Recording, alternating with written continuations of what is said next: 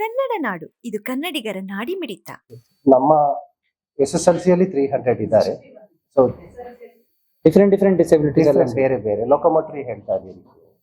Sir, ಈಗ ಒಟ್ಟು ಜಿಲ್ಲೆಯಲ್ಲಿ ಪೂರ್ವ ಸಿದ್ಧತಾ ಪರೀಕ್ಷೆ 2 ನೋಡಿದ್ರೆ 62% ಇದೆ ಸರ್.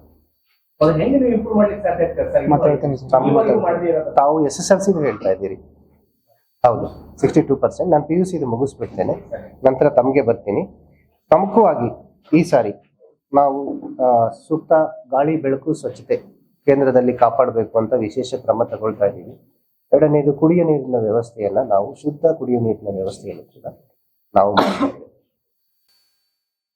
ಆರೋ ಪ್ಲಾಂಟ್ಗಳು ಎಲ್ಲೋ ಹಾಳಾಗೋಗಿದೆ. ಅದ್ರ ಬಗ್ಗೆ ಯಾವ ರೀತಿಯಾಗಿ ಒಳ್ಳೆ ತಮಗೆ ಈ ಬೇಸಿಗೆ ಬಗ್ಗೆ ನಾನು ಪ್ರತ್ಯೇಕವಾಗಿ ಮಾತಾಡಬೇಕು ಅಂತ ಇದ್ದೆ. ತಮಗೆ ಗೊತ್ತಿರೋ ಹಾಗೆ ಈಗಾಗಲೇ ನಾನು ಒಂದು ಎಲ್ಲ ನಮ್ಮ ಅರ್ಬನ್ ಲೋಕಲ್ ಬಾಡೀಸ್ ಸಂಬಂಧಪಟ್ಟಂಗೆ ಒಂದು ಪರಾಮರ್ಶೆ ಮಾಡಿದ್ದೀನಿ. ಸಭೆ ಕರೆದು ಪ್ರತಿಯೊಬ್ಬರನ್ನು ಕೂಡ ಯಾವುದು ನಮ್ಮ ಅರ್ಬನ್ ಬಾಡಿಗಳಲ್ಲಿ ವಾರ್ಡ್ ವೈಸ್ ಏನೇನು ಸಮಸ್ಯೆಗಳು ಹಿಂದೆ ಬಂದಿತ್ತು ಕಳೆದ ವರ್ಷ, ಈ ವರ್ಷ ಏನೇನು ಸಮಸ್ಯೆ ಬರ್ಬೋದು, ನಮ್ಮ ಪ್ರಿಪೇರ್ಡ್ನೆಸ್ ಏನಿದೆ ಅಂತ. ನನಗಿರೋ ಮಾಹಿತಿ ಪ್ರಕಾರ ನಮ್ಮ ಬಳ್ಳಾರಿಯಲ್ಲಿ ಟಿಪಿಕಲಿ ನಾವು ಟ್ಯಾಂಕರ್ ಸಪ್ಲೈಗೆ ನಾರ್ಮಲಿ ಹೋಗಿಲ್ಲ, ಯಾವುದೇ ರೀತಿಯಲ್ಲಿ ನಾವು ಹೋಗಿಲ್ಲ ಈ ಸಾರಿ. ಎರಡನೆಯದು ನಮ್ಮ ತುಂಗಭದ್ರಾ ಕೆನಾಲ್ನಲ್ಲಿ LLBಯಲ್ಲಿ ನೀರು ಯಾವಾಗ ಬಿಡುಗಡೆ ಮಾಡ್ತಾರೆ, ಆ ಅವಧಿ ಏನಿದೆ ಅದರ ಬಗ್ಗೆ ನಾವು ನೋಡಿಕೊಂಡು ಈಗಾಗಲೇ 4 ತಿಂಗಳಿಗೆ ಆಗುವಷ್ಟು ಒಂದು ಕಂಟಿಂಜೆನ್ಸಿ ಪ್ಲಾನ್ ಅದನ್ನು ನಾವು ಪ್ರಿಪೇರ್ ಮಾಡೋಕ್ಕೆ ಸೂಚನೆ ಕೊಟ್ಟಿದ್ದೇನೆ. ಎರಡನೆಯದು ಕಾರ್ಪೊರೇಷನ್ ಮತ್ತು ನಮ್ಮ ರೂರಲ್ ಏರಿಯಾಗೆ ಸಂಬಂಧಪಟ್ಟ ಹಾಗೆ ಇವತ್ತು ಕೂಡ ನಾನು ಅದೇ ಒಂದು ಸಭೆನ 4:30ಕ್ಕೆ ನಡೆಸ್ತಾ ಇದ್ದೀನಿ. ನಾವು ನಮ್ಮದು ಡಿಸಾಸ್ಟರ್ ಮ್ಯಾನೇಜ್ಮೆಂಟ್ NDA ಒಂದು ಅಥಾರಿಟಿದು ಮೀಟಿಂಗ್ ಇದೆ. ಸೊ ಅದರಲ್ಲಿ ಈ ಕಲಾಮಿಟಿ ವಿಷಯನ ತಗೊಂಡು ಅದರಲ್ಲೂ ಕೂಡ ಒಂದು ಪ್ರಿಪೇರ್ಡ್ನೆಸ್ಸನ್ನು ನಾವು ಮಾಡ್ತಾ ಇದ್ದೀವಿ. ಯಾವುದೇ ರೀತಿ ಸಮಸ್ಯೆಗಳು ಉಂಟಾಗದಾಗಿ ಬೇಸಿಗೆನಲ್ಲಿ ನಮ್ಮ ರೆಗ್ಯುಲರ್ ಸರಬರಾಜು ನಿಂತಾಗ ನಾವು ಯಾವ ಕೊಳವೆ ಬಾವಿಗಳ ಮೇಲೆ ಡಿಪೆಂಡ್ ಆಗಬೇಕು ಆ ಎಲ್ಲ ಪಟ್ಟಿ ಕೂಡ ನಮ್ಮ ಹತ್ರ ಇದೆ. ಮತ್ತು ಯಾವ ಕೊಳವೆ ಬಾವಿ ಕಳೆದ ಬಾರಿ ಯಾವ ರೀತಿಯ ಬಿಹೇವ್ ಮಾಡಿತ್ತು, ಅಂದರೆ ಯಾವುದು ಬೇಗ ಡ್ರೈ ಆಯಿತು, ಯಾವುದು ನಮಗೆ ಹೆಚ್ಚಿನ ನೀರನ್ನು ಒದಗಿಸುವ ಪರಿಸ್ಥಿತಿನಲ್ಲಿತ್ತು, ಅದು ಕೂಡ ಡೇಟಾ ನಾವೀಗ ಸಂಗ್ರಹ ಮಾಡ್ಕೊಂಡಿದ್ದೇವೆ. ಆ್ಯಸ್ ಯೂಶುವಲ್ ನಾವೇನು ಮಾಡ್ತೀವಿ, ಪ್ರೈವೇಟ್ ಖಾಸಗಿ ಬೋರ್ವೆಲ್ಗಳಿಗೆ ಹೋಗ್ತೀವಿ. ನಮ್ಮ ಬೋರ್ವೆಲ್ಗಳಲ್ಲಿ ನೀರು ಕಡಿಮೆ ಆದಾಗ ನಮ್ಮ ರೈತರ ಬೋರ್ವೆಲ್ ಕೂಡ ನಾವು ಉಪಯೋಗಿಸ್ಕೊಳ್ತೀವಿ, ಬಾಡಿಗೆ ಆಧಾರದ ಮೇಲೆ ಉಪಯೋಗಿಸ್ಕೊಳ್ತೀವಿ. ಮತ್ತು ಎರಡನೆಯದಾಗಿ ನಾವು ಟ್ಯಾಂಕರ್ ಈ ಅಕಸ್ಮಾತ್ ಏನಾದರೂ ಅಗತ್ಯ ಬಿದ್ದರೆ, ನಮ್ಮ ಹವಾಮಾನ ಪರಿಸ್ಥಿತಿ ಅಷ್ಟು ತೀರಾ ವಿಕೋಪಕ್ಕೆ ಹೋದರೆ ಟ್ಯಾಂಕರ್ ಸಪ್ಲೈ ಕೂಡ ನಾವು ಈಗಾಗಲೇ ನಾವು ಮಾಡಿದ್ದೇವೆ. ಅಂದರೆ ಎಷ್ಟು ಟ್ಯಾಂಕರ್ಸ್ ನಮ್ಮಲ್ಲಿ ಅವೈಲೇಬಲ್ ಇದೆ ಆ ಎಲ್ಲ ಮಾಹಿತಿಗಳನ್ನು ದತ್ತಾಂಶಗಳನ್ನು ನಾವು ಸಂಗ್ರಹ ಮಾಡಿ ಈಗಾಗಲೇ ಇಟ್ಕೊಂಡಿದ್ದೇವೆ. ಜಲಜೀವನ್ ಮಿಷನ್ ಹಾಳಾಗಿ ಹೋಗಿದೆ, ಅದು ನಿಮಗೂ ಗೊತ್ತಿದೆ. ಕಾಮಗಾರಿ ವಿಚಾರ ಏನಾಗಿದೆ ಅಂತ ಒಂದು. ಎರಡನೇ ವಿಚಾರ ಏನಪ್ಪ ಅಂದ್ರೆ, ಸರ್ಕಾರದಿಂದ ಹಳ್ಳಿಗಳಲ್ಲಿ ಏನು ಇದು ಮಾಡಿರ್ತಾರೆ ಆರೋ ಪ್ಲಾಂಟೇಶನ್ ಎಷ್ಟು ವರ್ಕ್ ಮಾಡ್ತಾ ಇದೆ ಅಂತ ನೀವು ಒಂದ್ಸರಿ ಪರಿಶೀಲನೆ ಮಾಡಿದ್ರೆ ಅಂದ್ರೆ ಅವಾಗ ನಿಮಗೆ ಒರಿಜಿನಾಲಿಟಿ ಗೊತ್ತಾಗ್ತಾ ಇದೆ. 60% ಆರೋ ಪ್ಲಾಂಟ್ಗಳು ಎಲ್ಲಿ ವರ್ಕ್ ಮಾಡ್ತಾ ಇಲ್ಲ. ತಮಗೆ ಇದ್ರ ಬಗ್ಗೆ ಹೇಳ್ತೀನಿ.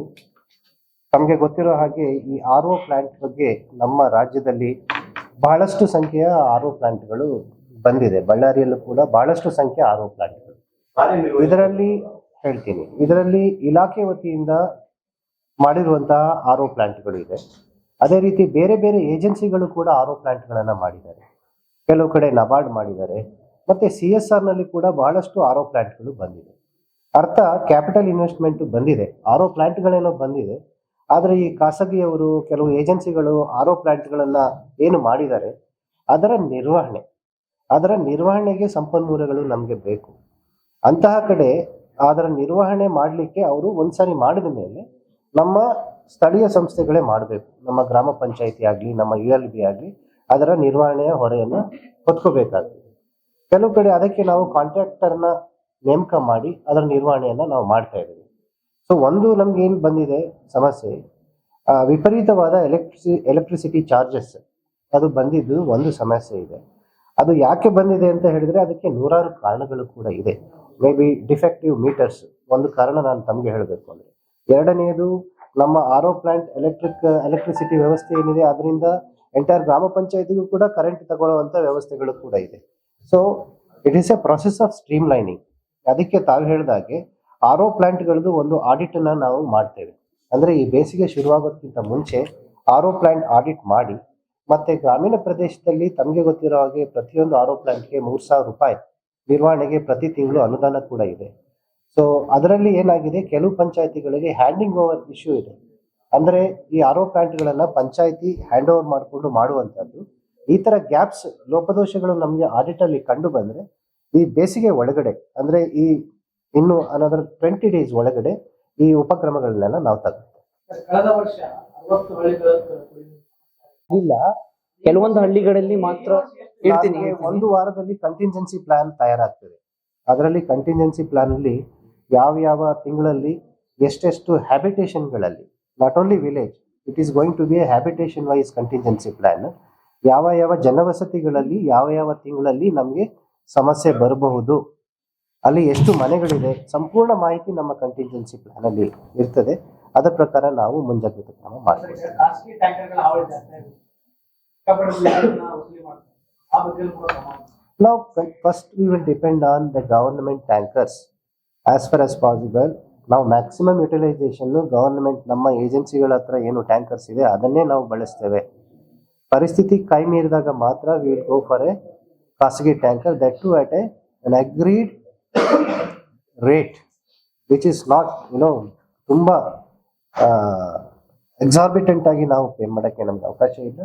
ನಾವು ಅದರೊಳಗಡೆ ಮಾಡ್ಕೊಂಡು ನಾವು ಮಾಡ್ತೀವಿ. ಸರ್, RWS ಇಲಾಖೆಯಲ್ಲಿ ಸರ್ ಇವತ್ತವರೆಗೂ ಆಕ್ಚುಲಿ ನಾವು private tankers on payment basis hire ಮಾಡಿಲ್ಲ ಸರ್. ಇದುವರೆಗೆ RWS ಹತ್ರ 2 ಟ್ಯಾಂಕರ್ಸ್ ಇದೆ. ಈಗ ಮುಂಚೆ ಒಂದು ವರ್ಕ್ ಆಗ್ತಿರ್ಲಿಲ್ಲ, ಈಗ 2 ಟ್ಯಾಂಕರ್ಸ್ ರೆಡಿ ಆಗಿದೆ. ಜೊತೆಗೆ ಮೈನಿಂಗ್ ಕಂಪನೀಸ್ ಕೂಡ ಫ್ರೀ ಬೇಸಿಸ್ ಅಲ್ಲಿ, CSR ಬೇಸಿಸ್ ಅಲ್ಲಿನೂ ಟ್ಯಾಂಕರ್ಸ್ ಕೊಡ್ತಾರೆ. So we are confident that there will be no major problem. Some villages where ತುಂಬಾ ವಾಟರ್ ಟೇಬಲ್ ಕೆಳಗೆ ಹೋಗಿದೆ, ದ ಏರಿಯಾಸ್ ಲೈಕ್ ಅರ್ಗಿಂದೋನ್ ಇರ್ಬೋದು, ಜಾನೆಕೊಂಟ ಇರ್ಬೋದು, ಅಲ್ಲಿ ಸ್ವಲ್ಪ ಟ್ಯಾಂಕರ್ಸ್ ಬರಬಹುದು. But RWS has the tankers, we have our own tankers, we are ready with the plan to serve the needs of water supply even in summer. Thank you. Yeah, thank you very much. Subscribe ಮಾಡಿಕೊಳ್ಳಲು ಕೂಡಲೇ ಪಕ್ಕದಲ್ಲಿ ಕಾಣುವ bell icon click ಮಾಡಿ notification ಪಡೆಯಿರಿ.